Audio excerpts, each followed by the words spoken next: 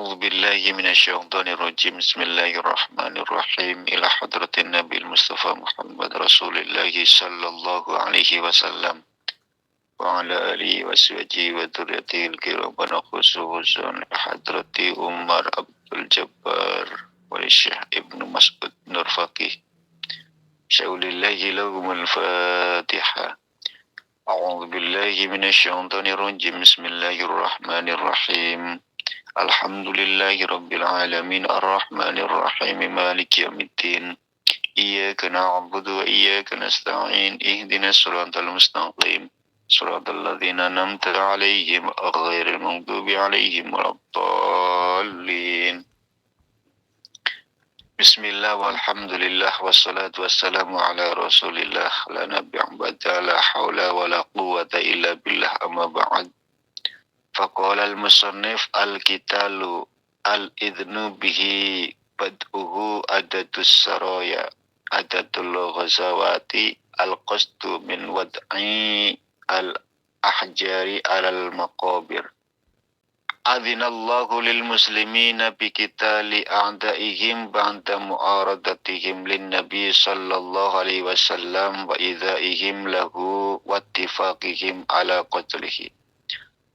Adzina ngidini sapa Allah Gusti Allah lil muslimina marang pira-pira wong Islam bikita li a'daihim kelawan merangi pira-pira musuh muslim ba'da mu'aradatihim ing dalam sawise nentange a'da lin nabi sallallahu alaihi wasallam wa idzaihim lan olehe nglarakake sapa a'da lagu marang nabi watifaqihim lan sepakate anda ala qadrihi ngatasé mateni at. Fabada'a mongko mulai al-qitalu fi sanatil ula. Fabada mangka mulai apa al-qitalu perang fi sanatil ula ing dalam tahun kang kawitan bisariyatin kelawan perang sariyah. Warsala lan ngutus ing sariyah sapa Rasulullah biriyasati ammihi kelawan dikepalai pamane Kanjeng Nabi Hamzata yaiku Hamzah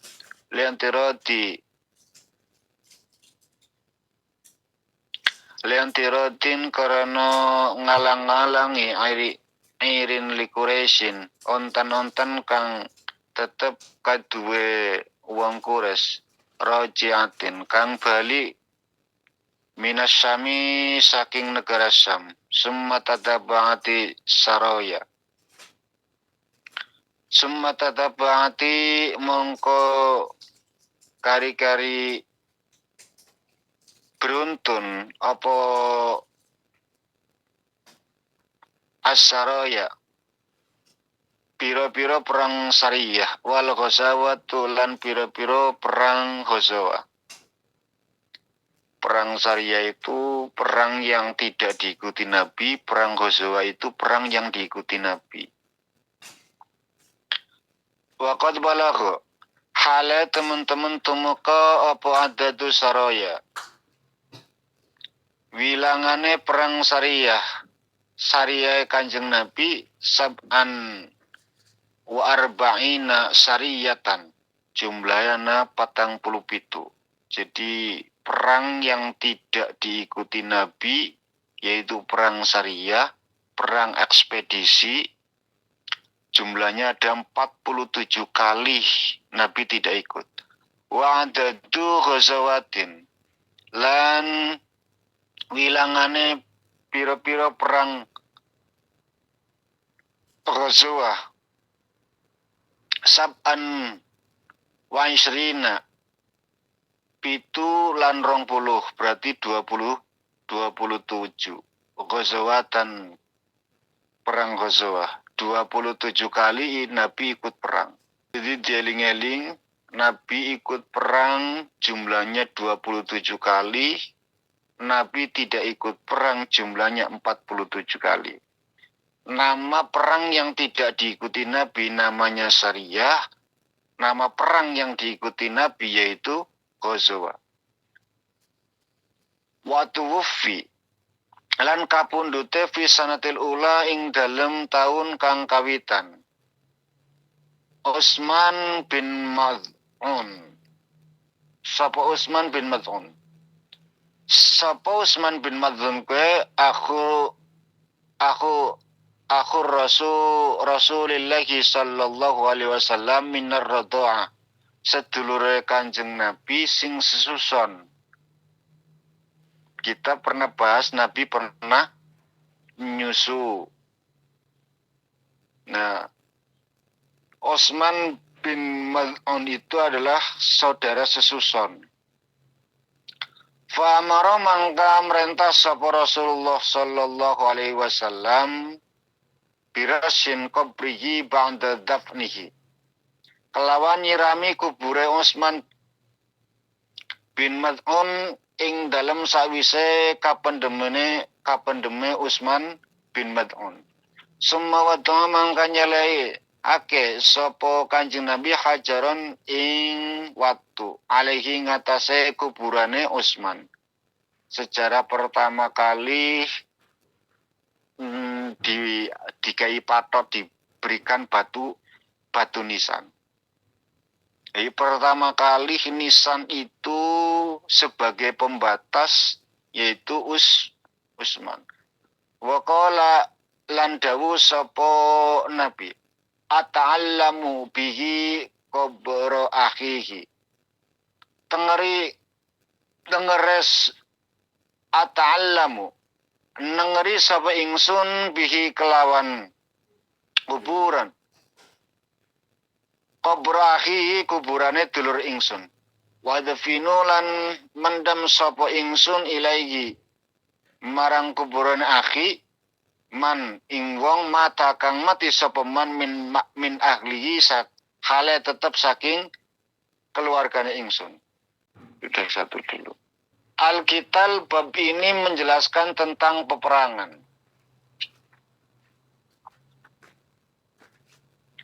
Al-idnu bihi bad'u adadus saraya adadul ghazawah al-qasdu min wad'i al-ahjari ala qabri. Diizinkan dan permulaan perang, jumlah peperangan yang diikuti dan yang tidak diikuti oleh Nabi, serta maksud meletakkan batu pada makam kuburan. Adzinallahu lil muslimina bi qitali a'daihim ba'da mu'aradatihim lin nabi sallallahu alaihi wasallam wa idzaihim lahu wattifaqihim alaihi qatli. Allah telah mengizinkan apa? Mengizinkan untuk melakukan perlawanan karena dilihat atau dirasa bahwa kaum muslimin itu sudah mampu. Sudah mampu, sudah bisa, sudah kuat. Sudah menjadi lumrahnya, Bu. Orang itu kalau sudah kuat, sudah bisa, sudah dirasa mampu untuk melawan, mereka pun melawan. Seperti kita saja, kita itu akan lemah, ya, tidak bisa berbuat apa-apa, nggak iso ngelakoni apapun kalau memang posisi kita itu tidak bisa berbuat apapun. Tapi ketika kita itu sudah mulai jaya, sudah mulai kuat, sudah mulai, itu pasti ada perlawanan. Sudah mulai terusik ketika mereka itu selalu mengusik kita. Sudah mulai ada perlawanan dari diri kita ketika kita sudah merasa mampu. Wong tonga-tonga kaya kebo itu ketika mereka memang tidak bisa apapun. Ya sunatullahnya memang sudah seperti itu. Nek wong lagi lemah mesti gak iso apa-apa. Tapi orang sudah meningkat derajat mesti duweni keberanian. Punya keberanian untuk menentang. Wong melarat mesti rada rikuh karo wong sugih. ane dene dheweke wani merentah mergo karena apa? Karena punya yang diandalkan. Aku yo luwih mulia, aku yo suki, aku yo. Kan semacam itu. Lumrahnya Gus merentah ngongkon santri, lumrah Bu. Najan masih kecil. Ya. Gus mesti wani ngongkon santrine abae. Tapi walaupun sudah tua santrinya, dikongkon-ngongkon Gus mesti mikir-mikir Bu. Bagaimanapun dia itu adalah anak dari guru saya. Nggak mungkin tak kongkon ngono lho. Nggak mungkin saya suruh. Bukti penghormatan. Artinya Gus wani ngongkon pun karena punya power, punya kekuatan, punya pengaruh. Walaupun rodo nom sidik ngono lho. Itu sudah menjadi sunatullahnya seperti itu. Yo cuman kadang-kadang wong dadi gumunan. Yang penyakit manusia itu seperti itu kadang-kadang. Itu selaras dengan ayat Al-Qur'an yang udzina lil ladzina yuqatiluna bi annahum zulimu wa innallaha ala nasrihim laqadir. Artinya ayat ini adalah ayat untuk apa? Untuk satu keberanian orang-orang muslim pada saat itu yang notabene sudah makin kuat, makin mampu. Allah mengizinkan kepada orang-orang Islam untuk memerangi musuhnya. Setelah mereka menentang kepada Nabi, menyakiti Nabi, sepakat untuk membunuh Nabi. Artinya bahwa mereka itu orang yang sudah punya kekuatan, sudah punya power, sudah bisa, maka Allah perintahkan kaum muslimin untuk menentang. Kaum muslimin untuk memerangi orang-orang yang memusuhi. Ingat, kalimat perang itu hanya ditujukan ketika mereka memusuhi pertama. Kelirunya orang yang meneliti Quran, ilmu Quran, tapi mereka tidak paham. Sehingga menganggap bahwa orang Islam itu teroris. Suka senang perang. Suka senang membunuh. Padahal perang itu terjadi ketika mereka memusuhi kita. Kita cuma melawan. Tidak ada sejarahnya Islam itu ujuk-ujuk, ngono lho. Bikin permusuhan dengan orang, enggak Bu. Jadi setelah Nabi disakiti, lalu mereka sepakat untuk membunuh Nabi, kita lawan. Jangan diam, karena ya, kalau dulu Nabi tetap diam Bu, waktu di Mekah Nabi diam. Lah keluarga Amr seperti apa? Bapak ibunya disiksa, ditusuk dari bawah sampai ke atas, tembus ubun-ubune Bu. Ibunya itu ditusuk dari bawah, bles pakai tombak sampai tembus ke tengkorak kepala. Tapi Nabi nggak melawan sama sekali. Ya melawannya repot. Selesai syiar pada saat itu Nabi melawan. Karena masih kecil gitu. Tapi teguhnya orang-orang beriman pada saat itu luar biasa. Ayah dan ibunya pun memberikan wejangan karo anake sing diikat, teguh, tetap tegar, tetap tabah, tetap sabar. Itu was pesen ibunya. Akhirnya ya Amr itu lulus imannya. Fabada al-qitalu fi sanatil ula bisariyatin. Arsalar rasulu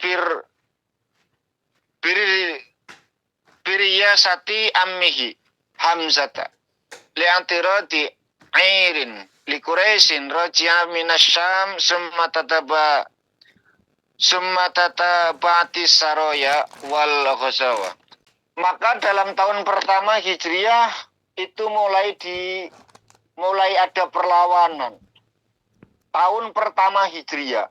Jadi Nabi pertama hijrah ke Medina.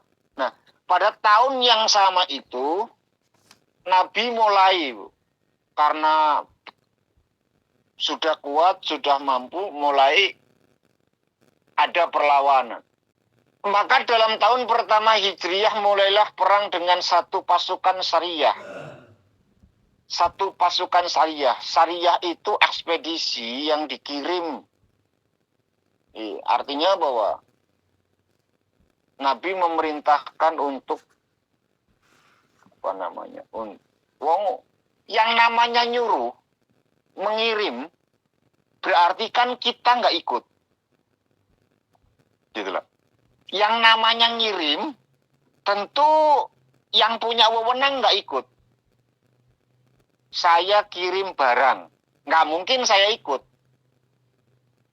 Makanya Sariyah itu adalah ekspedisi. Kirim bala tentara, kirim militer, kirim pasukan untuk menyerbu. Itu Sariyah namanya.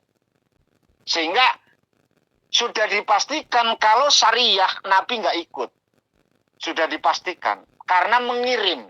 Yang namanya ngirim, yang ngirim nggak mungkin ikut. Dan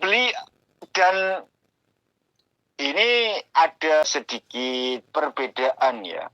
Bahwa panji pertama kali yang dibawa itu adalah panji yang diberikan Nabi untuk pamannya Hamzah. Tapi juga ada pendapat lain bahwa panji pertama yang dibawa itu adalah perang ekspedisinya itu Ubaidah bin Harisah. Jadi ada dua versi. Kenapa? Karena pada saat yang bersamaan Nabi kirim dua pasukan. Pada saat yang bersamaan yang satu dipimpin oleh Hamzah, yang satu dipimpin oleh Ubaidah. Jadi sejarah itu rada bingung. Panji pertama yang dibawa itu siapa? Apakah dibawa Hamzah apa Ubaidah? Yang jelas pada waktu yang bersamaan itu Nabi mengirimkan dua pasukan dalam waktu yang bersamaan.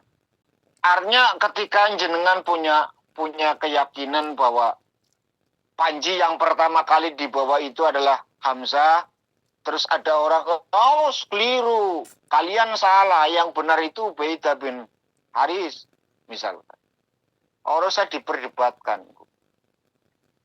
Ya, nggak usah diperdebatkan. Lagian juga orang nggak ada manfaatnya buat kita. Nggak akan menambah keimanan kita.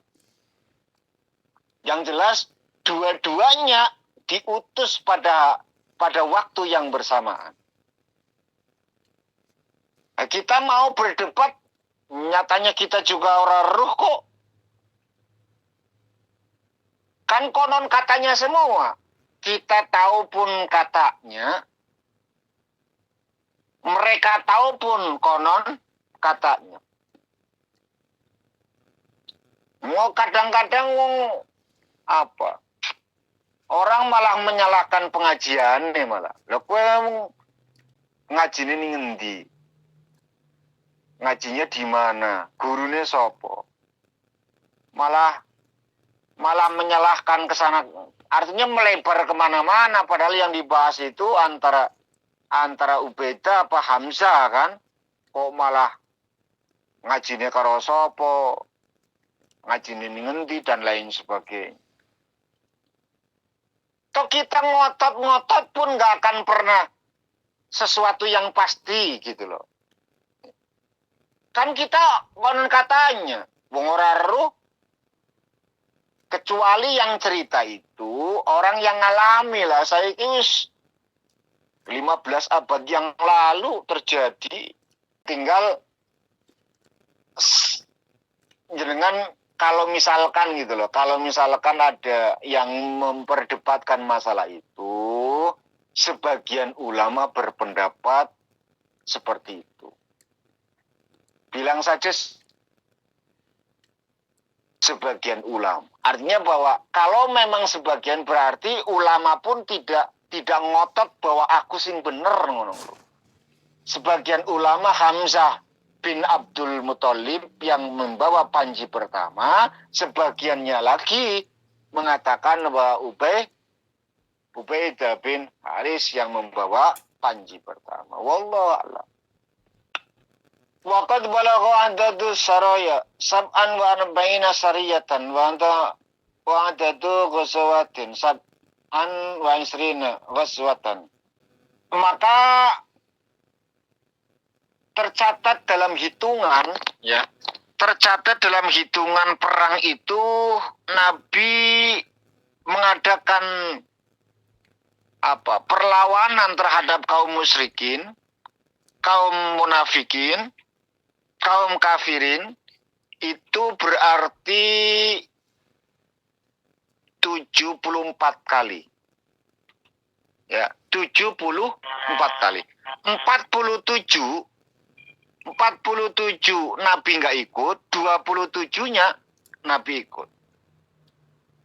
Terjadi perang masa Nabi, jumlahnya itu 74. Semasa hidup Nabi sampai Nabi kapundhut. Nah, yang Nabi ikut perang 27 kali jumlahnya, yang Nabi nggak ikut 47. Yang Nabi nggak ikut perang namanya Sariyah. Yang Nabi ikut namanya Ghazwah. Teling-eling barangkali nanti muncul di cerdas cermat. Berapa kali masa hidup Nabi ikut perang? Berapa kali terjadi perang masa hidup Nabi? Itu beda berarti. Kalau masa hidup Nabi berapa kali terjadi perang, berarti jawabannya adalah 74. Kalau Nabi ikut perang, jawabannya 27. Watufiya fi sanatil ula Utsman ibnu Madlum. Pada tahun yang bersamaan, tahun pertama itu saudara sesusu Nabi itu kapundhut, meninggal, terbunuh, syahid. Maka pada saat yang bersamaan itu Nabi menetapkan, pertama kali Nabi nyirami ibu, ketika wis dipendem, sudah dikubur, pertama kali Nabi yang dilakukan oleh Nabi nyiram kuburan. Ya, nyiram kuburan bar kue dikasih batu untuk batas. Dan Nabi mengatakan setelah ini ditetapkan batu-batu sebagai batasannya. Itu yang sekarang kita tahu itu batu nisan. Jadi ada sejarah. Pertama kali berarti saudara sesusu. Jadi kesimpulan ringkasan pada tahun yang pertama, ini ringkasannya. Pada tahun yang pertama kemarin kita sudah bahas ya. Kita meringkas. Ringkasan tahun pertama hijrahnya Nabi itu setelah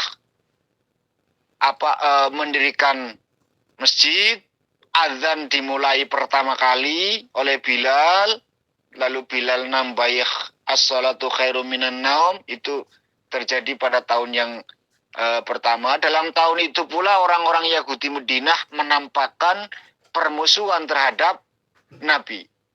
Ya. Orang-orang Madinah mulai memusuhi kaum muslimin. Tentu dibantu oleh orang-orang munafik Madinah. Ya, orang-orang munafik, masih ingat siapa dedengkot orang munafik Madinah? Kemarin ada yang ingat pemimpin orang munafik Abdullah bin Ubay bin Salul. Orang-orang Madinah mulai memusuhi, didukung oleh orang-orang munafik Madinah, diperkuat oleh orang-orang musyrik Mekah. Jadi disokong, didorong. Itu terjadi mulai ada apa? Ada perlawanan. Kesimpulannya pada tahun yang pertama masjid didirikan, azan mulai pertama kali dikumandangkan, terus Nabi mulai merasakan perlawanan dari orang-orang Medina, bukan perlawanan, permusuhan orang-orang Medina, ketidaksukaan orang-orang Medina yang didukung oleh orang-orang munafik Medina, yang didukung oleh musyrik Mekah. Pada tahun yang sama pula itu terjadi. Dan ringkasan berikutnya terjadi perang 74 kali, 47 Nabi nggak ikut dan 27 Nabi ikut perang. Bapak Ibu santriwan santriwati Majelis Ta'lim Iwamid on Air yang saya cintai, mohon izin karena habis ini Bapak akan melakukan perjalanan ke Magetan. Jadi mohon doanya, mudah-mudahan perjalanan lancar, selamat sampai tujuan. Amin. Amin. Dan waktu masih ada, barangkali ada yang mau dipertanyakan, ya, persilakan. Bismillahirrahmanirrahim. Assalamualaikum warahmatullahi wabarakatuh. Waalaikumsalam warahmatullahi wabarakatuh. Perkenalkan aku Nur Aini dari Malang, katanya Kausyo. Yang saya tanyakan, bagaimana hukumnya mempicing makam itu? Biasanya makam kan cuma dikasih mayasnya di kepala itu saja. Bagaimana hukumnya mempicing semuanya seperti itu? Misalnya saya ucapkan terima kasih, mohon maaf batin. Wassalamualaikum warahmatullahi wabarakatuh. Waalaikumsalam warahmatullahi wabarakatuh. Ada lagi? Saya Bapak ada. Assalamualaikum warahmatullahi wabarakatuh. Waalaikumsalam warahmatullahi wabarakatuh. Saya Lili dari Anggrek Merah. Pertanyaan saya mungkin di luar tema nggih, Bapak. Mohon maaf. Saya itu dulu ikut kajian kitab sebelum masuk Iwamid. Jadi saya ikut kajian kitab nggih. Terus Bapak Ustadznya itu posisi di sini begitu. Jadi beliaunya itu mohon maaf nih Bapak, mohon maaf sering sering pinjam uang ke saya gitu. Jadi terus terakhir itu bayarnya itu kurang gitu. Jadi saya ya agak gimana ngoten nggih. Wong Bapak Ustadz kok seperti itu. Nah, terus dari makin ke sini kok kajiannya itu juga makin nggih. Saya rasa itu jadwalnya juga acak-adul gitu loh Bapak. Nah, intinya saya sekarang sudah tidak mengikuti beliau lagi. Saya akui kajiannya itu beliau bagus dan beliau itu lulusan salah satu pondok pesantren di Jawa Timur. Nah, pertanyaan saya, apakah saya dosa meninggalkan beliau, tidak ikut kajiannya lagi begitu loh Bapak. Dan sedikit pun alhamdulillah tidak ada rasa benci atau dendam seperti itu. Kan masalah uang atau apa mungkin bisa dicari nggih Bapak nggih. Begitu. Saya napa? Pripun dulu? Anak kancaku pinjam uang. Ya. Nggih, mewakili pertanyaannya dari temannya dulu nggih. Begitu saja Bapak pertanyaan saya. Mohon maaf lahir dan batin. Wassalamualaikum warahmatullahi wabarakatuh. Waalaikumsalam warahmatullahi wabarakatuh. Baik. Yang pertama, hukum memberi kijing. Kadang kita susah ya Bu. Memang di ditanya secara hukum pastinya itu ndak boleh. Itu zolim namanya, Bu. Masalahnya itu wakaf. Kuburan itu wakaf. Kok dihaki dewek ngono lho. Kan kuburan, kecuali jenengan itu punya atau beli gitu loh. Beli di tanah sekitar pekuburan itu yang masih milik warga, itu baru dikicing boleh. Kan memang beli gitu loh. Jadi memang milik pribadi. Tapi kalau milik umum dikicing kan berarti ngakai. Yang harusnya 10 tahun kemudian bisa ditempati orang, karena hidup juga berkelanjutan, berarti mati akan terus-terusan, berarti harus diganti kan. Toh tulang belulang sudah nggak ada. Artinya sudah bisa diganti untuk yang orang lain gitu loh, yang mati anyaran. Tapi berhubung dikicing kan berarti nggak bisa. Yang jadi persoalan, Pak, di sana itu sudah lumrah kayak gitu. Kabeh wong ngono kuwi, ya repot ngono carane. Ya kan? Artinya bahwa mereka itu, kita telusuri dulu apa namanya, wakaf itu dari siapa? Apakah wakaf itu dari desa atau dari perorangan? Gitu loh. Kalau wakaf itu dari desa, tur desanya itu sepakat seperti itu semua, ya silahkan, tidak masalah. Wong wakaf masyarakat, masyarakatnya seperti itu. Artinya sudah menjadi tradisi bahwa mereka itu selalu bikin kicing ben leluhur kita nggak hilang. Cuman resikonya harus tetap pelebaran. Itu resikonya. Kalau setiap orang dikicing kabeh, wong mampu misalkan, hidup terus berkelanjutan, mati terus-terusan, sak desa jadi kuburan, Bu. Mau nggak mau yang hidup tersingkirkan, nggo kuburan ngono lho. Jadi walhasil bahwa hukum kicing di tanah wakaf yang bukan milik pribadi itu zolim. Karena ngakai dewe. Tapi kembalikan lagi kepada hukum adat. Hukum adatnya itu seperti apa? Wis ngono kuwi lumrahe, ya sudah, ojo nentang. Artinya bahwa ketika kita mampu bikin kicing, masyarakat juga nggak protes, malah bantu bikin kan, ya berarti nggak masalah.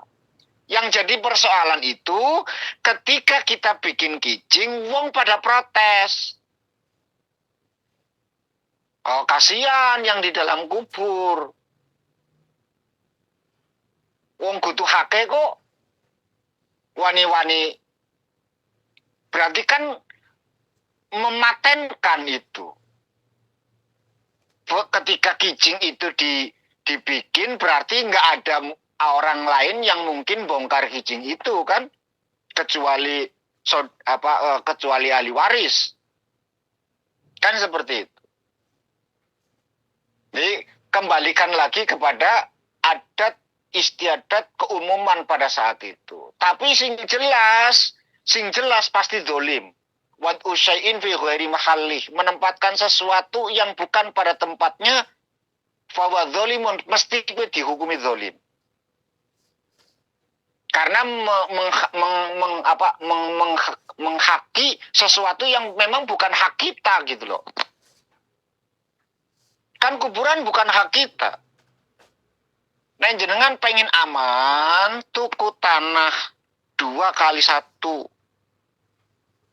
Biasanya tanah-tanah pekarangan yang di dekat-dekat kuburan itu mesti dijuali. Ya, mesti dijuali. Nah, itu silakan bikin kicing. Seperti tradisi keluargaku seperti itu semua, Bu. Bahkan ada tanah wakaf keluarga. Artinya silakan saja. Siapapun di situ, selain daripada keluarga, nggak boleh ngubur di situ. Karena memang itu wakaf keluarga besar. Gitu loh. Jadi mau dikicing, mau nggak dikicing ya terserah. Punya keluarga memang. Dikhususkan untuk itu. Dan itu dari pihak bapak. Kalau dari pihak ibu, itu selalu beli, Bu. Di kuburan dekat itu mesti beli. Khusus untuk mempersiapkan diri gitu loh. Ke tempatku besok. Intinya yang jelas wadu syai'in fi ghairi mahalih. Menempatkan sesuatu yang bukan pada tempatnya hukumnya zalim. Turun jenengan urusan nentang, Bu. Setelah ngaji, ngerti hukumnya, jenengan bilang ke masyarakat ini ndak boleh ini. Malah jenengan disengit karo masyarakat nanti. Ya, disengit karo masyarakat. Lumrahe ngono kuwi ya wis bene. Tapi kalau ditanya tentang hukum pasti itu zalim. Kalau misalkan hal ini adalah satu yang sangat bertentangan dengan hukum syariat agama, artinya sangat bahaya sekali. Saya yakin ulama setempat itu pasti akan menentang. Wong ulama setempatnya menang. Kan seperti itu. Setiap satu lokasi itu yang punya wewenang untuk mengeluarkan fatwa itu adalah ulama setempat. Hukum akan berbeda, Bu. Hukum fikih itu akan selalu berbeda pada satu kondisi. Nggak mungkin sama. Ya, nggak mungkin sama. Di Brebes sama Magetan nggak mungkin sama, Bu. Kalau hukum fikih akan berpacu pada satu garis, itu toh repot, Bu. Karena dunia ini ada kutub utara, ada kutub selatan. Yang mana yang satu nggak kebagian matahari, yang satu kebagian matahari. Ya, yang satu malam terus, yang satu siang terus. Malamnya kadang-kadang, siangnya kadang-kadang. Kan seperti itu. Lalu bagaimana hukumnya? Apakah menyamakan? Adanya kita itu enak melakoni syariat agama, Islam itu muncul dari Arab. Arab itu satu putaran garis khatulistiwa, sehingga kita enak, Bu. Indonesia tepat di bawah garis khatulistiwa. Jajal jenengan mulang ngaji kitab Fathul Mu'in, Fathul Qorib ning kutub utara, kutub selatan diguyu, Bu. Orane matahari, orane rembulan kok. Yang kebagian matahari enene rembulan, yang enggak kebagian rembulan enene matahari terus. Kapan bengine, Mbah? Kan ngono jawabannya. Kita bahas tentang waktu Isya. Isya itu ya waktu Isya piye wong? Ya tidak sama. Maka disamakan dengan negara terdekat. Hukum puasa bagaimana batasannya? Kapan bukane, kapan sahure? Padahal masih siang terus, Bu. Tapi tetap dihukumi dengan tetangga sebelah jam sekian. Artinya akan mengikuti pola situasi dan kondisi, itu hukum fikih. Makanya perlu sekali hukum fikih itu. Satu penyebab penyempurna ibadah karena hukum fikih. Repot nih orang ini hukum fikih. Satu. Lalu pertanyaan yang kedua tentang utang piutang. Apakah saya berdosa meninggalkan kajiannya? Itu kan yang menjadi pertanyaan. Lumrah, Bu, ketika kita merasa bahwa orang ini ajarannya secara benar, omongan karo prilakune nggak selaras. Kan seperti itu. Apakah saya berdosa ketika meninggal kajian? Enggak, Bu.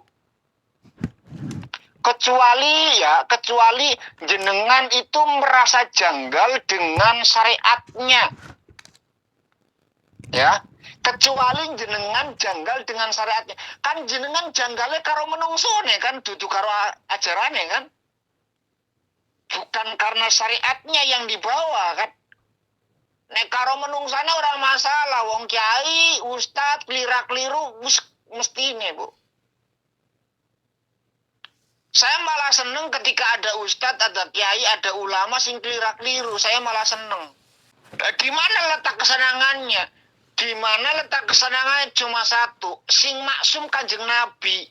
Ndak bisa, wong ke mesti kudu suci, bener terus ora bisa, Bu. Karena maksum yang dijaga dari kesalahan cuma Nabi. Nek ustad, kiai, ulama, kudu keliru. Nek ora keliru malah keliru. Saya ulangi, ustad, kiai, ulama kudu keliru. Nek ora keliru malah keliru. Sebab sing maksum ngukur Kanjeng Nabi. Nah, adapun efek dari kekeliruan mereka itu imbasnya kan ke mereka. Iya kan, imbasnya ke mereka, ke pribadiannya gitu loh. Ke oknumnya, bukan ke syariatnya. Saya lebih parah, Bu. Dulu ada seseorang yang merasa janggal dengan syariat Allah, ada janggal yang ternyata agama Islam itu seperti ini. Karena satu perilaku seorang ustadz. Mereka malah janggalnya, bukan mereka, dia. Sebab satu orang yang saya tahu, dia itu malah janggal sama-sama Allah gitu loh. Oh ternyata begini tuh ajaran Islam, oh ternyata begini loh. Padahal pribadinya, oknumnya yang keliru, syariat tetap tidak. Nah, ini lebih berbahaya ketimbang kemaksiatan yang Anda lakukan. Ya, ini lebih berbahaya ketimbang kemaksiatan yang jenengan lakukan. Silakan jenengan lakukan kemaksiatan apapun, mesti ujung-ujungnya dosa besar selesai, Bu. Sedangkan dosa besar Allah Ghafurur Rahim selesai. Tapi ketika janggal karo Gusti Allah mesti murtad. Wong sing janggal karo pangeran mesti murtad. Ya, mesti murtad. Keluar dari agama gitu loh. Mesti dihukumi kafir, Bu. Jajal kalau misalkan Bapak itu golongan takfiri. Oh, kafirna kan mesti. Itu kan masih dalam keadaan hidup, artinya masih punya potensi mereka itu melakukan pertobatan gitu loh. Jangan langsung dihukumi kafir, musyrik, murtad, dan lain sebagainya kan.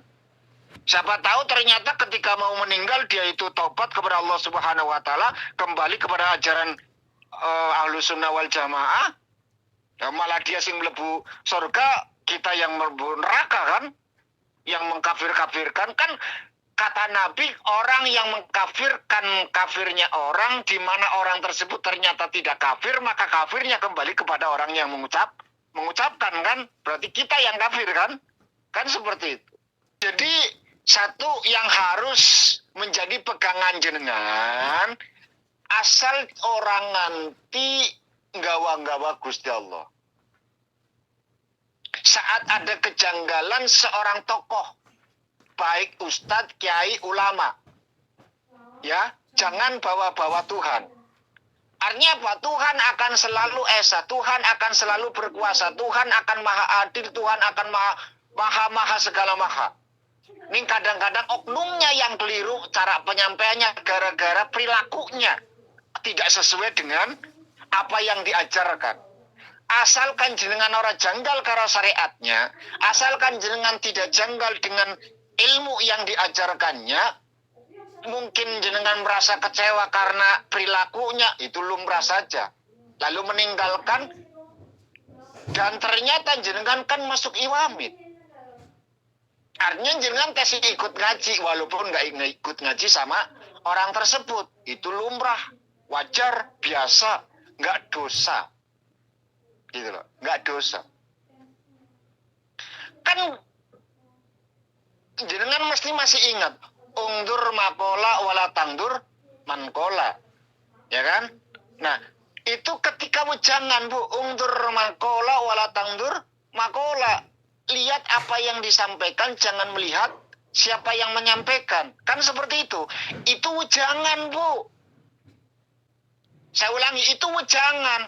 Artinya apa? Nek wejangan bajingan ngomong ngongkon kita sholat, ya kita sholat. Aja ndeleng lho jenengan bajingan, jangan. Tapi ketika kita melihat keilmuan, golet guru diwalik Bu. Ungdur man kola wala tangdur makola. Gitu loh. Kalau tadi pertama ungdur ma kola, kalau yang kedua ungdur man kola. Nek jenengan golet guru, wonge deleng. Ya. Orangnya itu dilihat dulu. Jangan ngambil ilmu kalau jenengan belum tahu gurunya. Seperti Imam Bukhari, Bu. Imam Bukhari itu mau meriwayatkan hadis sahih itu benar-benar diseleksi luar biasa. Datang ke orang yang tahu hadis, dilihat perilakunya seperti apa.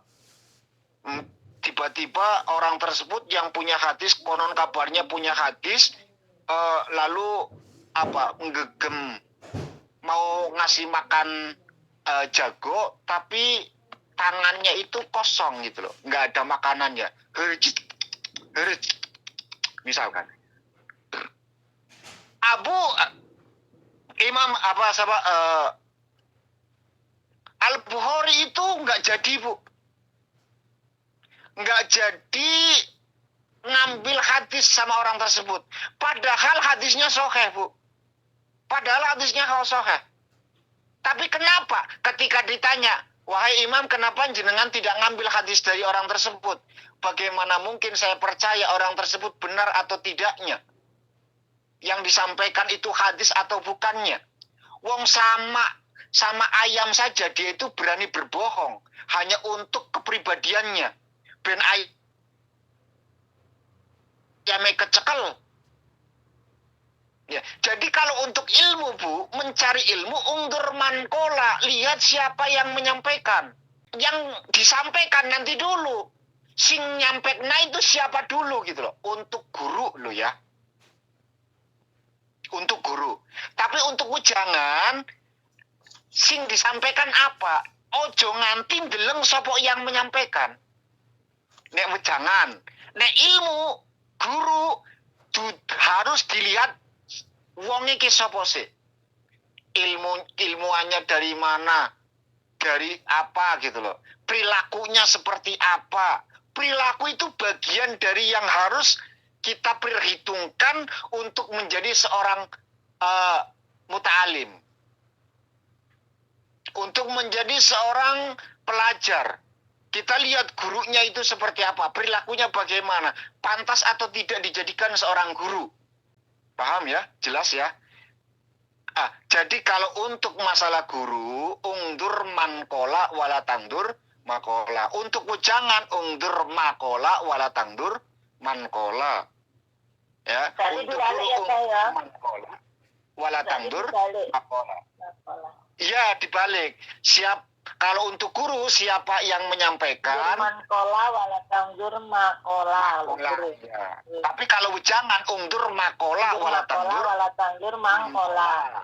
Nah, lihat apa yang disampaikan, jangan melihat siapa yang menyampaikan itu untuk wejangan. Tapi kalau untuk guru, siapa yang menyampaikan dulu, baru dilihat apa yang disampaikan. Wala tangdur makola untuk guru. Makola tuh matur banun. Paham ya? Baik. Nggih, paham. Terima kasih.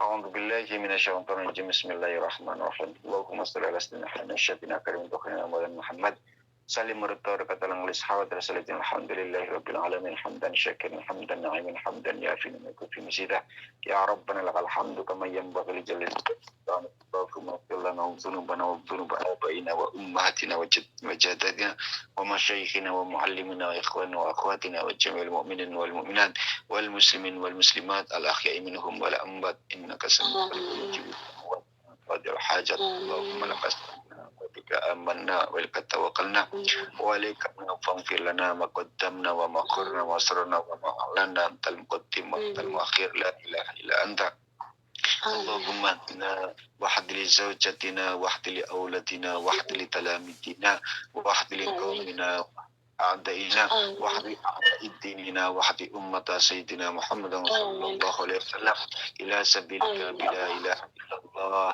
Muhammadur Rasulullah atina fid dunya hasanah fil akhirati hasanah wa qina adzabannar wa sallallahu ala sayyidina wa ala alihi wa sallam subhana rabbika rabbil izzati amma yasifun wa salamun ala al mursalin alhamdulillahi rabbil alamin bihaqqil أعوذ بالله من الشيطان الرجيم بسم الله الرحمن الرحيم الرحمن الرحيم مالك يوم الدين إياك نعبد وإياك نستعين اهدنا الصراط المستقيم صراط الذين